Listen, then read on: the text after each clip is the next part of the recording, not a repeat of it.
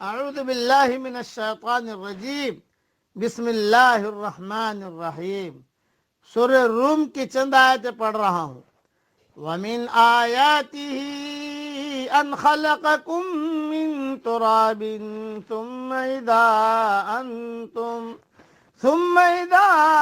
أَنْتُمْ بَشَرٌ تَنْتَشِرُونَ.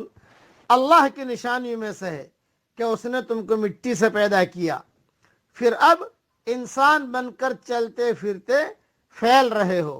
وَمِنْ آيَاتِهِ أَنْ خَلَقَ لَكُم مِّنْ أَنفُسِكُمْ أَزْوَاجًا لِتَسْكُنُوا إِلَيْهَا وَجَعَلَ بَيْنَكُم مَّوَدَّةً وَرَحْمَةً. اور اس کی نشانیوں میں سے ہے کہ تمہاری جنس سے بیویاں پیدا کی تاکہ تم ان سے آرام پاؤ. اس نے تمہارے درمیان محبت اور ہمدردی قائم کر دی. ان فی ذلک لآیات لقوم یتفکرون. یقیناً غور و فکر کرنے والوں کے لیے اس میں بہت سی نشانیاں ہیں. وَمِنْ آيَاتِهِ خَلْقُ السَّمَاوَاتِ وَالْأَرْضِ وَاخْتِلَافُ أَلْسِنَتِكُمْ وَأَلْوَانِكُمْ. اس کی قدرت کی نشانیوں میں سے آسمانوں اور زمین کے پیدائش اور تمہاری زبانوں اور رنگتوں کا اختلاف بھی ہے. ان فی ذلک لآیات للعالمین. دانش مندوں کے لیے اس میں یقیناً بڑی نشانیاں ہیں. وَمِنْ آيَاتِهِ مَنَامُكُمْ بِاللَّيْلِ وَالنَّهَارِ وَابْتِغَاؤُكُمْ مِنْ فَضْلِهِ. اور بھی اس کی قدرت کی نشانی تمہاری راتوں اور دن کی نیند میں ہے، اور اس کے فضل یعنی روزی کو تمہارا تلاش کرنا بھی ہے. ان فی ذلک لآیات لقوم یسمعون. جو لوگ کان لگا کر سننے کے عادی ہیں ان کے لیے اس میں بہت سی نشانیاں ہیں. وَمِنْ آيَاتِهِ يُرِيكُمُ الْبَرْقَ خَوْفًا وَطَمَعًا وَيُنَزِّلُ مِنَ السَّمَاءِ مَاءً فَيُحْيِي بِهِ الْأَرْضَ بَعْدَ مَوْتِهَا. اور اس کی نشانیوں میں سے ایک یہ بھی ہے کہ وہ تمہیں ڈرانے اور امیدوار بنانے کے لیے بجلیاں دکھاتا ہے اور آسمان سے بارش برساتا ہے اور اس سے مردہ زمین کو زندہ کرتا ہے. ان فی ذلک لآیات لقوم یعقلون. اس میں بھی عقل مندوں کے لیے بہت سی نشانیاں ہیں.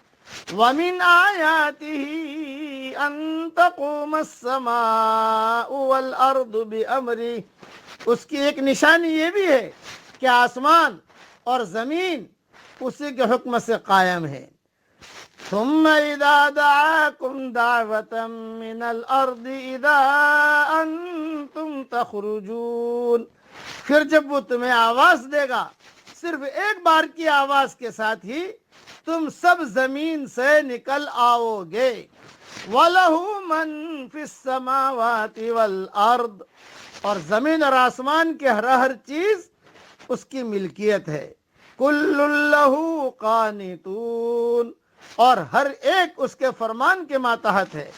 وَهُوَ الَّذِي يَبْدَأُ الْخَلْقَ ثُمَّ يُعِيدُهُ وَهُوَ أَهْوَنُ عَلَيْهِ. وہی ہے جو اول بار مخلوق کو پیدا کرتا ہے پھر سے دوبارہ پیدا کرے گا، اور یہ تو اس پر بہت ہی آسان ہے. وَلَهُ الْمَثَلُ الْأَعْلَى فِي السَّمَاوَاتِ وَالْأَرْضِ. اسی کی بہترین اور اعلیٰ صفت ہے آسمانوں میں اور زمین میں بھی. وَهُوَ الْعَزِيزُ الْحَكِيمُ. اور وہی غلبے والا اور حکمت والا ہے. اس کی تفصیل اور تشریح انشاءاللہ ریاض التفسیر میں بہت شاندار لکھ رہا ہوں، انشاءاللہ وہاں دیکھ لینا.